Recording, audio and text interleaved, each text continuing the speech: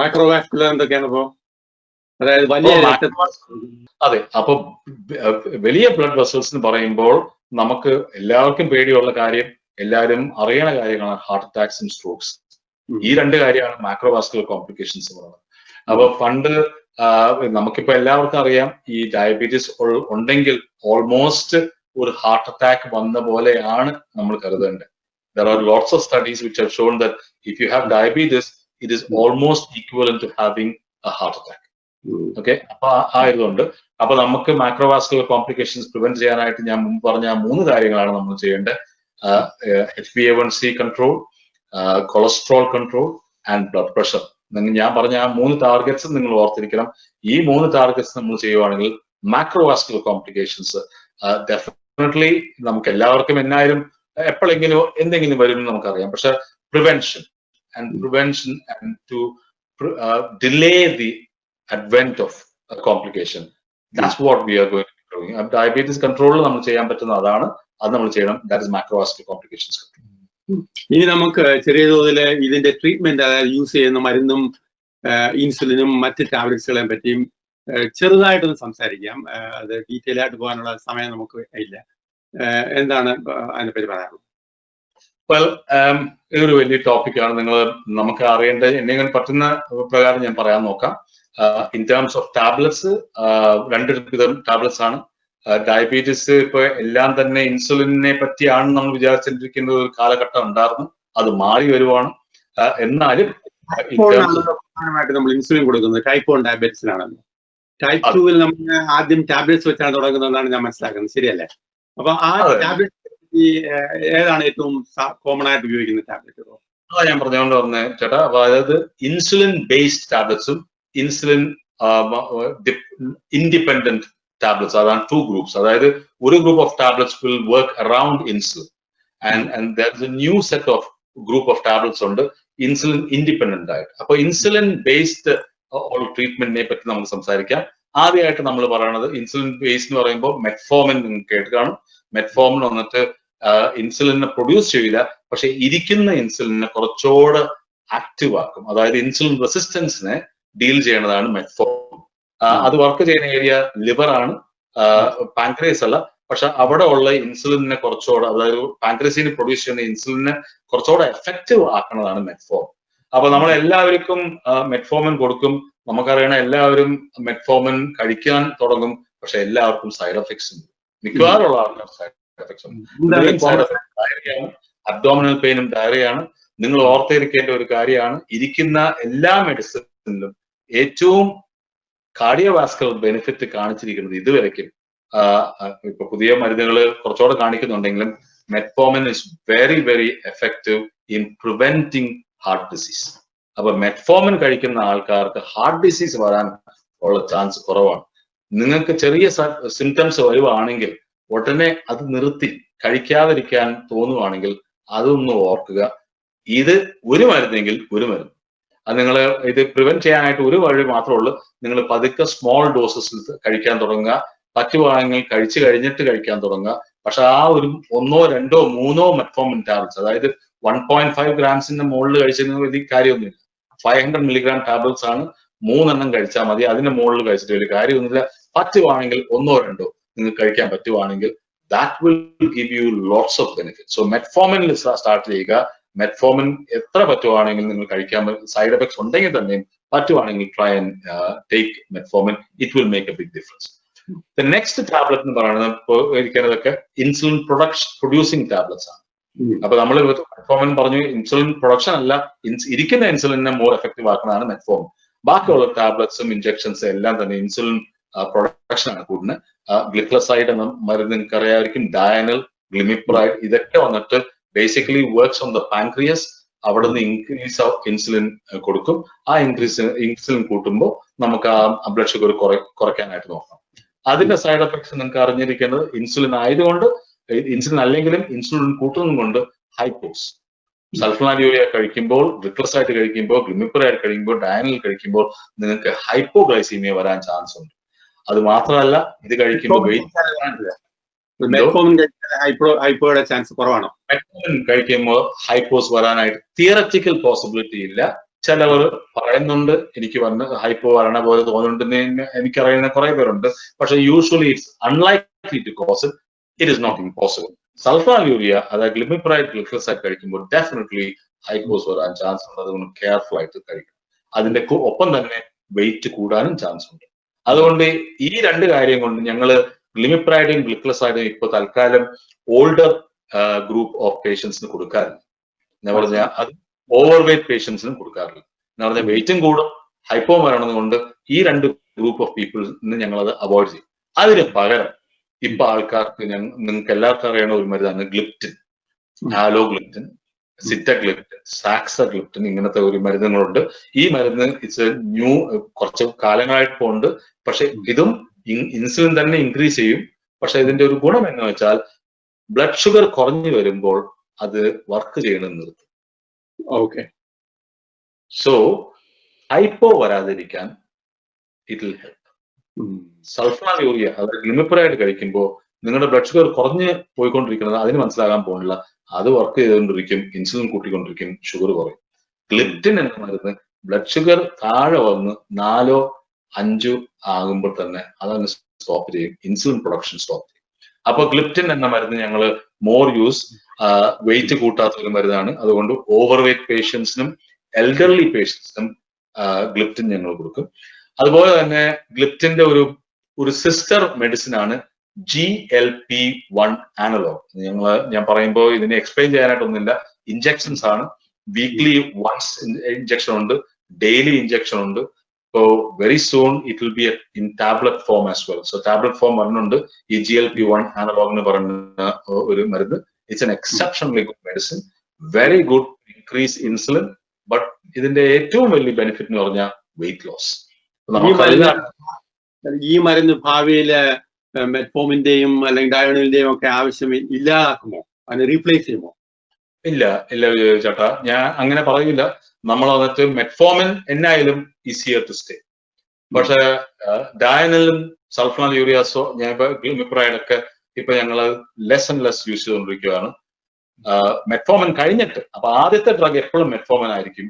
അത് കഴിഞ്ഞിട്ട് നമ്മൾ യൂസ് ചെയ്യാൻ പോണത് ഈ ഇഞ്ചക്ഷൻസോ ഇപ്പൊ ഈ പറഞ്ഞുകൊണ്ടിരിക്കുന്ന മറ്റേ ടാബ്ലറ്റ്സ് ഒക്കെ ആയിരിക്കും. സോ അതിന്റെ പ്ലേസ്, മെറ്റ്ഫോമിന്റെ പ്ലേസ് എപ്പോഴും കാണും. പക്ഷെ സെക്കൻഡ് ലൈൻ തെറപ്പിയിൽ നമ്മൾ injections absolutely, and the new tablets ഇപ്പോൾ വരാൻ പോണത്, look out for it. It is going to be a tablet form of the once weekly injection. Benefit is weight loss, and of course there is some cardiovascular. അപ്പൊ ഞാൻ ഇത്രയും കാര്യം പറഞ്ഞ് medicines എല്ലാം insulin dependent ആണ്. പക്ഷെ there is a new set of medications. Insulin, നമ്മൾ diabetes ആണെങ്കിൽ പാൻക്രിയാസും ഇൻസുലിൻ വിചാരിച്ചുകൊണ്ടിരിക്കുന്ന ഒരു കാലഘട്ടം മാറി. ഇപ്പൊ ഒരു പുതിയ ഗ്രൂപ്പ് ഓഫ് ടാബ്ലറ്റ്സ് വന്നിട്ടുണ്ട്, ഗ്ലിഫ്ലോസിൻസ് എന്ന് പറയുന്നത്. നിങ്ങൾ കേട്ട് കാണും, ഡാപ്പഗ്ലിഫ്ലോസിൻ, എംപഗ്ലിഫ്ലോസിൻ, കാനഗ്ലിഫ്ലോസിൻ എന്ന് പറയുന്ന മരുന്നുകൾ. SGLT2 ഇൻഹിബിറ്റേഴ്സ് എന്ന് പറയും. ഇതിനെ കൂടുതലൊന്നും പറയാനൊന്നുമില്ല. ബേസിക്കലി ഈ മരുന്ന് കഴിക്കുമ്പോൾ നമ്മുടെ യൂറിനിൽ ഷുഗർ അങ്ങ് പോകും. So it's got nothing to do with insulin. നമ്മുടെ ബ്ലഡ് ഷുഗറിൽ എന്നായാലും കിഡ്നിയിലേക്കേ വരണം. ബ്ലഡ് ഷുഗറിൽ കൂടുമ്പോഴാണല്ലോ ഡയബറ്റീസ്. അപ്പൊ ആ ബ്ലഡ് ഷുഗർ കൂടി ഫൈനലി കിഡ്നിയിലേക്ക് വരുമ്പോഴത്തേക്കും ആ കിഡ്നിയിലേക്ക് എടുത്തിട്ട് ആ ഷുഗറിന് വെളിയിലേക്ക് അങ്ങ് കളയും. ബെനിഫിറ്റ്സ് എന്താണെന്ന് വെച്ചാൽ അബ്സല്യൂട്ട്ലി വെയിറ്റ് ലോസ്. അപ്പൊ ഒരു ദിവസം ഈ മരുന്ന് കഴിക്കുമ്പോൾ ഓൾമോസ്റ്റ് 100 to 150 കാലറീസ് ആണ് യൂറിനിൽ. Simple loss of sugar from the body, very simplistic message ആണ്. അപ്പൊ ബ്ലഡ് ഷുഗർ കുറയും. അത് മാത്രമല്ല വെയിറ്റും കുറയും. സോ ഇത് ഒരു ന്യൂ ടൈപ്പ് ഓഫ് മെഡിക്കേഷൻ ആണ്. It's been around for some time. 3-4 വർഷമായിട്ടുള്ള മരുന്നാണ്. നാട്ടിലൊക്കെ എല്ലാവരും യൂസ് ചെയ്യുന്നതാണ്. So it's a very good medication.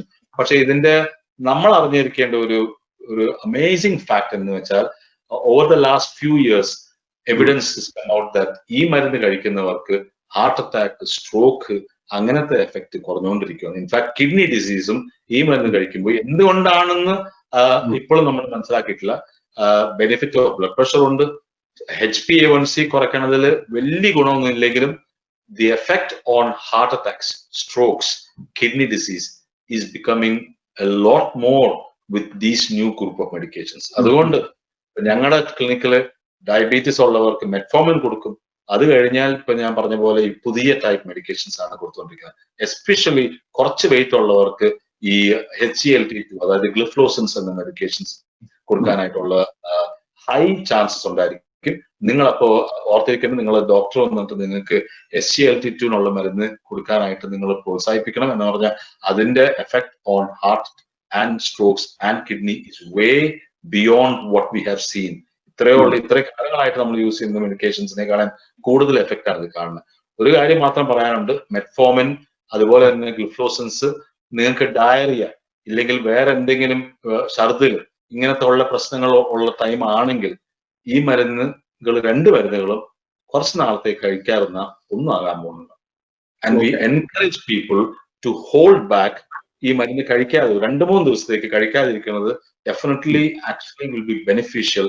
Because ഈ ഡയറിയ അങ്ങനത്തെ ഉള്ള പ്രശ്നങ്ങൾ ഉള്ള സമയത്ത് ഈ മരുന്ന് കഴിക്കുമ്പോൾ നമുക്കത് അതിന്റെ എഫക്ട് കിഡ്നിയിൽ കുറച്ച് അൺനെസസറി പ്രോബ്ലംസ് ക്രിയേറ്റ് ചെയ്യാനുള്ള ചാൻസ് ഉണ്ട്. അത് 2-3 ദിവസത്തേക്ക് മരുന്ന് കഴിച്ചാൽ ഒന്നും ആകുമ്പോഴുള്ള but whenever possible try to take your medications regularly. ഇപ്പോൾ നമ്മുടെ ഡിസ്കഷൻ ഏതാണ്ട് അവസാനിക്കാറായി വരികയാണ്. എനിക്ക് 2 ചോദ്യം കൂടെ ചോദിക്കാനുണ്ട്. ഒന്ന്, ടൈപ്പ് 2 ഡയബറ്റിസ് എന്ന് നമ്മൾ പറഞ്ഞത് പ്രധാനമായും ഒരു ജീവിതശൈലി രോഗമായിട്ടാണല്ലോ വയ്പ്. അതായത് നമ്മുടെ ജീവിതത്തിൽ മടി പിടിച്ചിരിക്കുക, ആവശ്യത്തിന് എക്സസൈസ് ചെയ്യാതിരിക്കുക, ജങ്ക് ഫുഡൊക്കെ കഴിക്കുക, പിന്നെ ഒബീസിറ്റി കൂടുതൽ, അങ്ങനെയൊക്കെ ഉണ്ടാകുമ്പോഴാണല്ലോ സാധാരണ രീതിയിൽ ഈ ഡയബറ്റിസും അതിന്റെ കൂട്ടത്തിൽ വന്നുകൊണ്ടിരിക്കുന്നത്. ഇത് ഒഴിവാക്കിയാൽ നമുക്ക് ഒരു പക്ഷേ ഡയബറ്റിസ് ടൈപ്പ് 2 ഒഴിവാക്കാൻ ഒരിക്കലും സാധിക്കുമായിരിക്കും.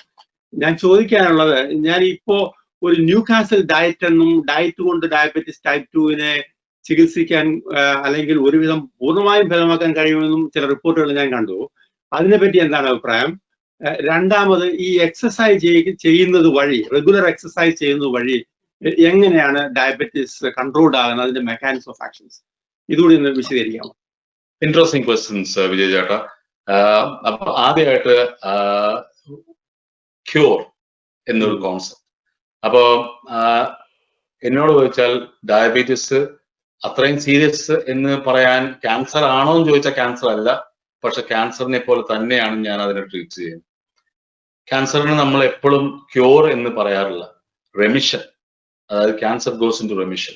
സോ അതുപോലെ തന്നെയാണ് ഡയബറ്റീസ് ഒരിക്കൽ വന്നാൽ അതിനെ നമ്മൾ ക്യൂർ എന്ന് വിചാരിച്ച് പറയണതിൽ കാര്യമൊന്നുമില്ല. You can go into remission. Definitely നമുക്ക് റെമിഷനിലേക്ക് പോവാം. ക്യൂർ എന്ന് പറയുന്ന ഒരു കോൺസെപ്റ്റ് ഉണ്ട്. അപ്പൊ നമുക്ക് ഇപ്പൊ മുമ്പ് പറഞ്ഞ പോലെ ഡയബറ്റീസ് HbA1c, നോർമൽ HbA1c ഇപ്പൊ 6.5% മുകളിലാണ് ഡയബറ്റീസ് എന്ന് പറയുന്നത്. അപ്പൊ 6% താഴെ, അതായത് 42 മില്ലിമോൾസിന്റെ താഴെ, വിത്തൗട്ട് മെഡിക്കേഷൻ, ഒരു മരുന്നും കഴിക്കാതെ ഒരു ഡയബറ്റീസ് ഉള്ള ഒരാള് അത് 2 വർഷത്തേക്ക് വെക്കാൻ പറ്റുവാണെങ്കിൽ we start saying the remission വന്നു. 5 വർഷം അങ്ങനെ തന്നെ പിടിക്കാൻ പറ്റുവാണെങ്കിൽ maybe that is when we start thinking of the term cure. പക്ഷെ എനിക്ക് പറയാനുള്ളത്, നിങ്ങൾ വെയിറ്റ് തിരിച്ചിടുവാണ്, അത് ക്യൂർ എന്ന് വിചാരിച്ച് തിരിച്ചു വരണ്ടെന്ന് വിചാരിക്കേണ്ടത്. Easily you will come back and that is quite possible. So remission ആണ് the better word. Call it remission. We can go into remission. അപ്പൊ ഡയബറ്റീസ് ഉള്ളവർക്ക് റെമിഷനിലേക്ക് കൊണ്ടുവരാം.